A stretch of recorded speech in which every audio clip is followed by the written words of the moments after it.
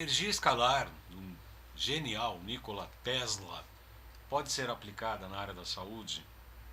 Quais equipamentos eletrônicos que a gente pode utilizar essa energia? Os medicamentos frequenciais, né, as luzes, as frequências, os gases, os ritmos, a biorressonância. Como é que isso tudo pode ser aplicado na área da saúde? Tema do programa Saludes que está começando agora.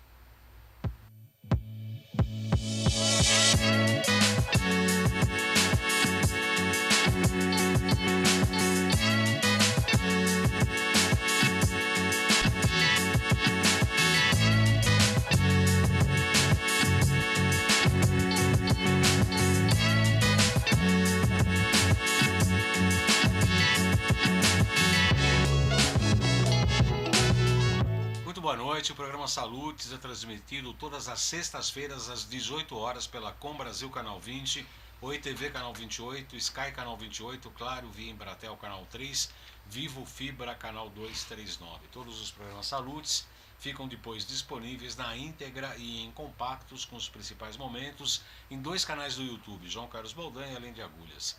As chamadas dos programas são publicadas no Facebook, no LinkedIn e no Twitter, bem como no Instagram, jcbaldan.acupuntura.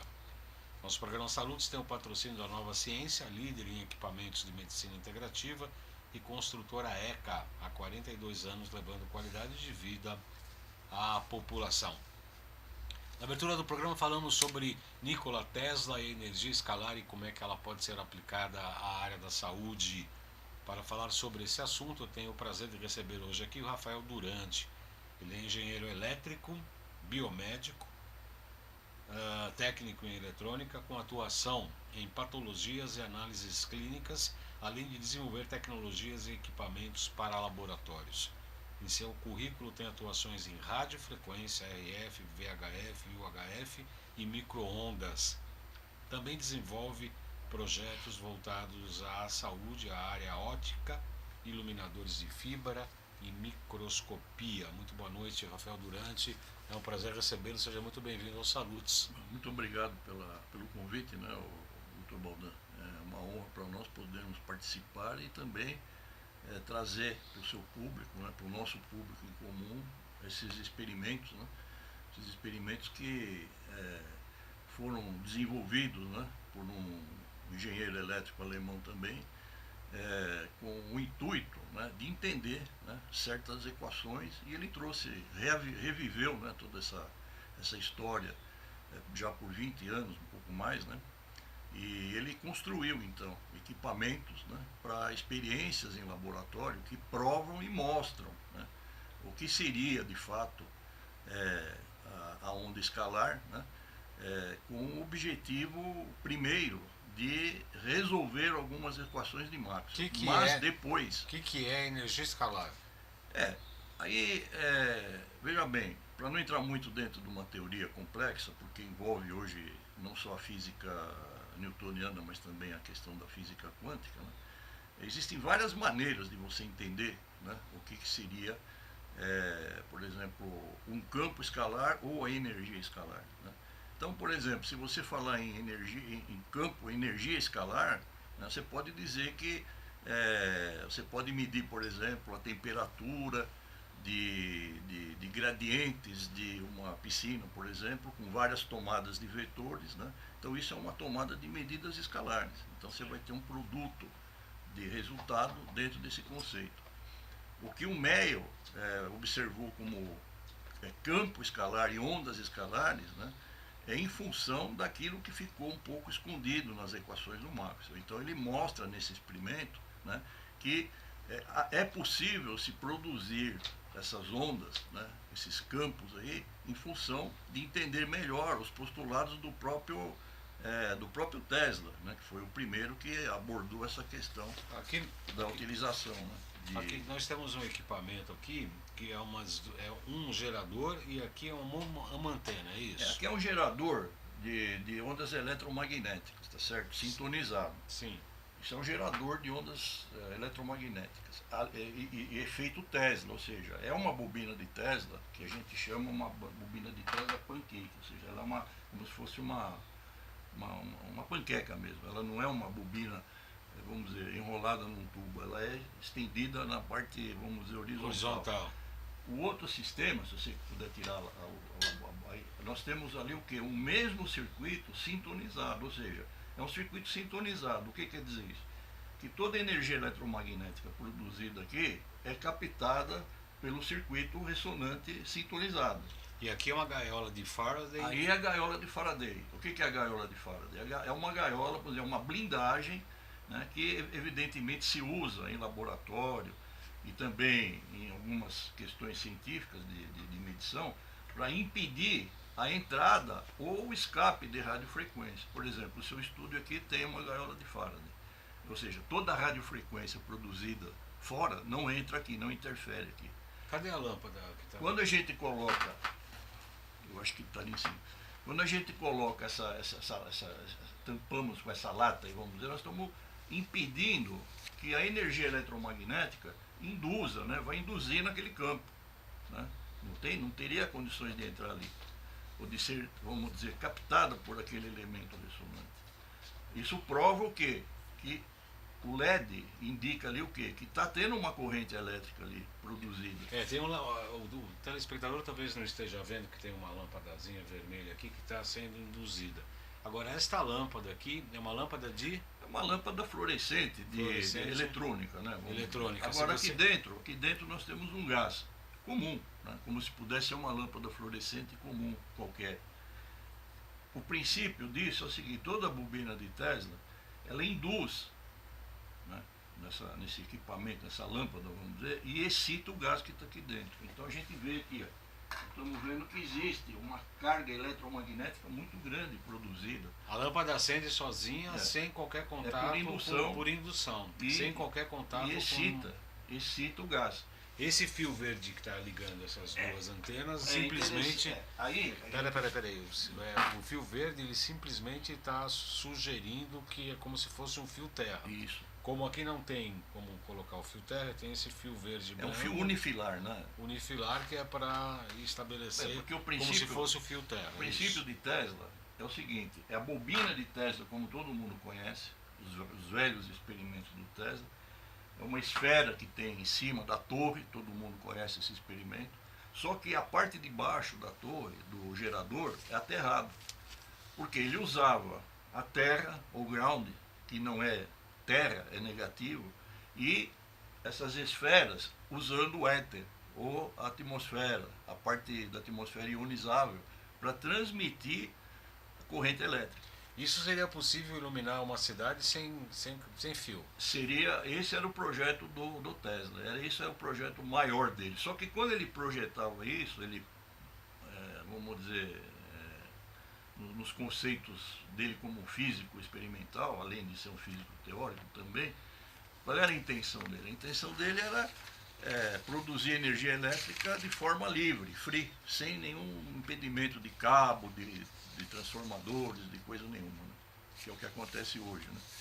E aí coloca a lâmpada novamente para a gente ver como acende. Agora acontece que no decorrer desses experimentos ele começou a observar certos fenômenos elétricos, e ele começou a dar soluções para esses fenômenos. Nesse meio tempo eram contemporâneos, né?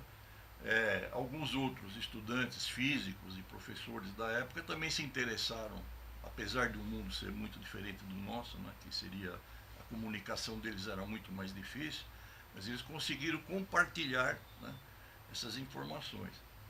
E nesse compartilhamento de informações, alguns postularam certos limites, né, que foi o fim praticamente da física, dos estudos vamos dizer,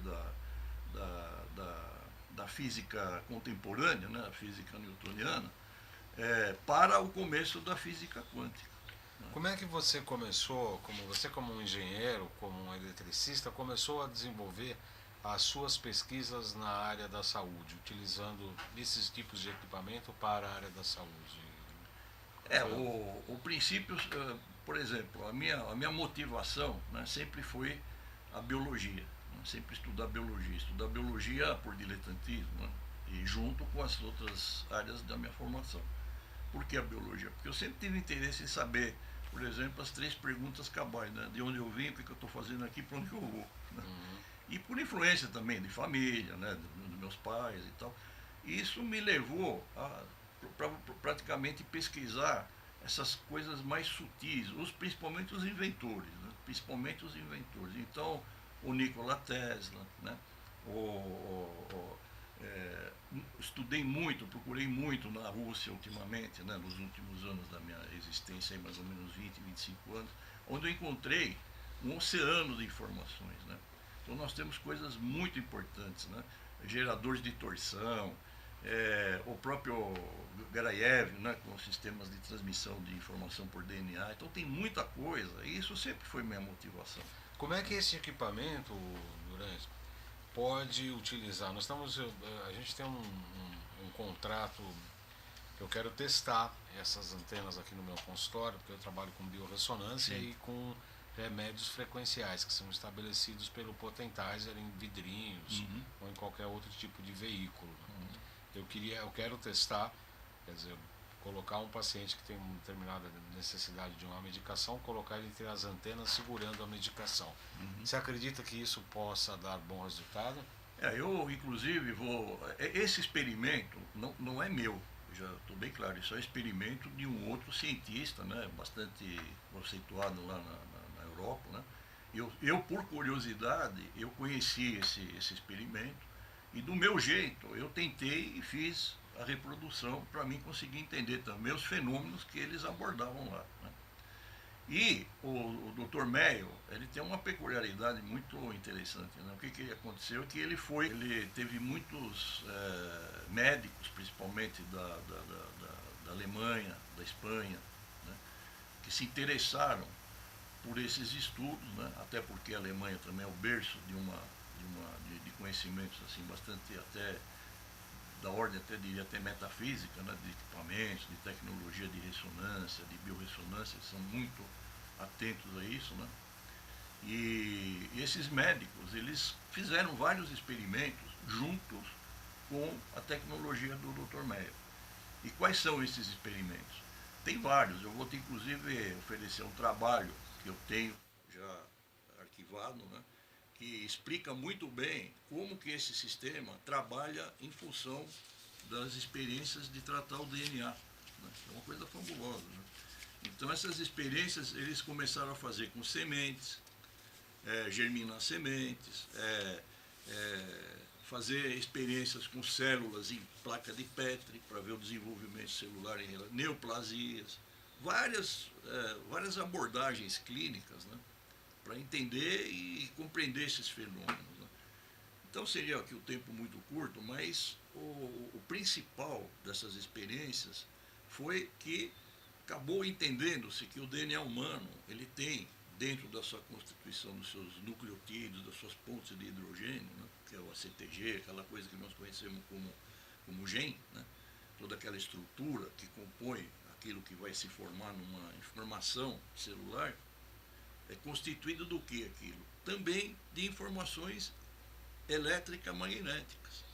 Eu vou pedir licença para o Rafael, daqui a pouco a gente continua. Eu quero fazer o anúncio aqui do nosso curso de pós-graduação da nova ciência de biofísica, tecnologias e práticas integrativas na saúde. Esse curso começou no congresso no final do ano passado e em qualquer tempo, em qualquer momento, você pode adentrar ao curso de pós-graduação depois repondo as aulas que ficaram faltando.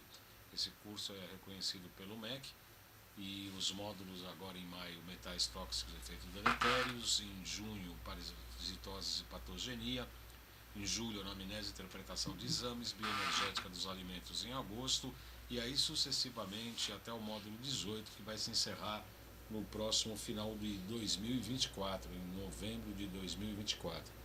É um curso de pós-graduação, como eu disse, reconhecido pelo MEC, em biofísica, tecnologias e práticas integrativas na saúde. Inclusive tem módulos de microscopia de campo claro e campo escuro, autismo, obesidade, doenças autoimunes e etc. Os interessados devem entrar em contato com a Gracinha da Laure no 956875835. 956875835. Eu também quero aproveitar a oportunidade Também teve um curso de terapias regenerativas nas doenças crônicas e degenerativas, 20 e 21 de maio, presencial, com Alexandre Távola, Fernanda Bem, Dr. Jairo Oliveira, que é médico endocrinologista, Dr. Arturo Obaine. Você tem aí isso, por favor. Também os interessados também entrarem em contato com a Gracinha da Lauren pelo telefone já anunciado, que é o 95687-5835. Muito bem, no programa Saúde de hoje nós estamos recebendo o engenheiro elétrico e biomédico técnico em eletrônica Rafael Durante, que está falando sobre os seus estudos. E aqui hoje, no nosso estudo, nós temos aqui um aparelho que está mostrando a energia escalar de Tesla, com aquela lâmpada branca acesa ali, com uma gaiola de Faraday, que é uma gaiola que praticamente isola toda a transmissão eletrônica, né? E a lâmpada está acesa sem qualquer contato com um bocal, com energia outra, né? Com qualquer outra energia. Está demonstrando que a energia escalar está acendendo a lâmpada. Na realidade não é a energia escalar que está acendendo esta lâmpada, né? Essa lâmpada está sendo excitada pelo campo eletromagnético do gerador. Aqui nós temos um gerador em 4 MHz, né? E ele gera, na verdade, um campo de muita alta tensão, mas muito baixa corrente, que é essa antena esférica. Uhum. Isso é que era a antena de Tesla. A antena de Tesla era uma torre que gera uma altíssima tensão com uma baixíssima corrente. Chega a 200, 300 mil volts, imagine. Mas uma corrente de picoamperes, né? Nem microamperes. Quer dizer, tanto é que vocês podem ver alguns filmes do Tesla antigos, ele está lá no meio daquilo, aqueles raios, aquela coisa toda, que não deixa de ser. Obviamente que aqui nós estamos fazendo um experimento com baixa tensão, mas com os mesmos princípios do que ele bolou, né? Do que ele pensou em fazer, né? Que é a transmissão de energia pelo éter. O próprio Meyer tem, depois vou te passar os sites, né? Tem o site dele, tem alguns vídeos, ele tem experimentos, por exemplo, que ele consegue transmitir energia elétrica desse modo para um barco pequeno, numa piscininha, entendeu? Assim, é coisa de 5, 6 metros, quer dizer, é uma coisa inédita, né? Porque prova as grandes ideias do Tesla, né? Que é uma coisa fenomenal, né? Tem mais de 900 patentes no mundo, né? Hoje praticamente todas pertencentes ao Westinghouse, né? Que foi. E esse aparelho, a gente já falou que a gente vai fazer uma pesquisa lá na nossa clínica. Você acredita que possa ser utilizado amplamente na área da saúde, essas antenas? Olha, é que eu digo, né? Eu volto a dizer, isso é um experimento. Todos os trabalhos que eu tive acesso até hoje provam, né? Demonstram, melhor dizendo, né? Que existem interações, fenômenos que acontecem com o uso dessa tecnologia, vamos chamar assim. Então, que fenômenos poderia evidenciar um ou outro, dois ou três? O primeiro, por exemplo, uma placa de Petri com certos fungos. Tá? O que é placa de Petri? A placa de Petri é usada em laboratório, é um pirezinho de vidro, onde você vai fazer uma cultura de microbiologia, pode ser fungo, bactéria, gram positiva, gram negativa, não vírus, bactérias e fungo. E ali você tem alguns nutrientes nessa placa que você vai alimentá-los e eles vão crescer, para que você possa observá-los, porque às vezes a quantidade é muito pequena, você precisa, né, aumentar a quantidade para você poder analisar. Então é uma forma de você criar, vamos dizer, você vai criar um fungo ou uma bactéria numa placa específica para você experimentar a reação que vai acontecer com essas bactérias, com esses coisas, com fungos, né? Então, o fungo colocado próximo ao receptor dessas ondas escalares, e aqui o fungicida, quer dizer, o agente químico que iria atacar, normalmente, se você tem uma placa de Petri, né? Isso, pessoas aí que conhecem a parte de análises clínicas, um antibiograma, você coloca na placa de Petri as bactérias, né, que vão crescer ali, e vários tipos de antibióticos. Aí você vai ver os halos que se formam ali. Quanto mais distante o halo, mais potente é o antibiótico. Quanto mais próximo o halo, menos eficiente. É um antibiograma. Então, nesse caso, o que acontece? A informação do fungicida foi levada de forma informacional para a placa de Petri, onde estavam os, como que se diz aí, os patógenos. Os patógenos, né, de uma certa forma. E houve uma redução na quantidade desses patógenos, apreciável. Então mostra que não houve interferência bioquímica, mas sim a interferência informacional. Só a informação sem biofísica. Vamos dizer, sem a parte bioquímica. Você não está, você está mandando uma informação. Agora é interessante esse estudo do MEL e desses outros pesquisadores, que vem atestando, né, o que a gente vem acompanhando hoje, de várias formas, né, com várias nova ciência e as suas experiências e todas essas questões frequenciais, essa coisa toda.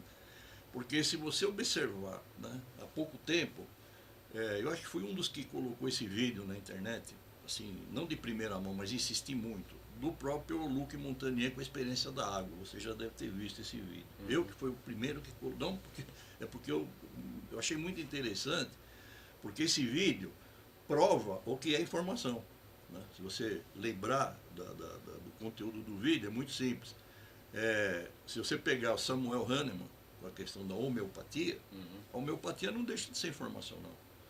Você vai diluindo, sucção, diluindo, até tantas 200, 300 mil vezes, ali não tem mais nenhuma informação molecular, mas tem uma energia, uma informação muito apreciável. Não sabemos medir ainda isso aí, não temos ainda, a ciência não conseguiu medir isso ainda, tá? Não tem como mensurar, mas ela está lá, tanto é que a homeopatia é comprovadamente funcional.